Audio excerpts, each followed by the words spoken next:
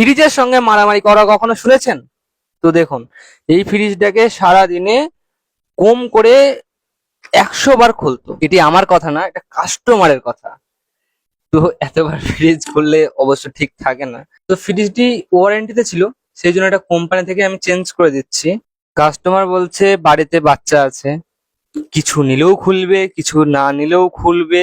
Main যে problem, এখন গেটটা একা একাই খুলে চলে আসছে, কারণ গ্যাস কিটের তো যে ম্যাগনেট থাকে সেটাই তো শেষ। এত খোলাখুলি করলে কি ম্যাগনেট ঠিক থাকে? এরকম ইনফরমেটিভ ভিডিও দেখার জন্য আমাদের ফেসবুক পেজটিকে অবশ্যই ফলো করে রাখবেন। ফ্রিজের গ্যাস কিট লাগানো এমন কোনো মানে ঝামেলার কাজ না, এটা লক থাকে, লকে লকে বসে যায়। তো এটাই হচ্ছে, এই দেখুন আমি লাগাচ্ছি। আমি সুবর্ণ কুলিং সার্ভিস থেকে সুদীপ বলছি।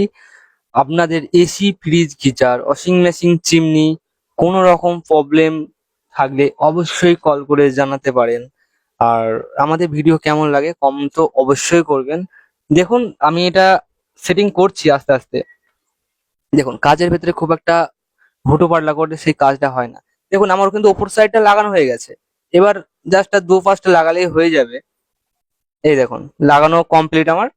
এখন দেখুন ফ্রিজের মানে গেটটা হাতে থেকে ছাড়লে ঘ্যাপাং করে লেগে যাচ্ছে, এরকম নতুনে ছিল। তো এটা লাগানোর পরে কাস্টমার অনেকটাই খুশি হয়েছে।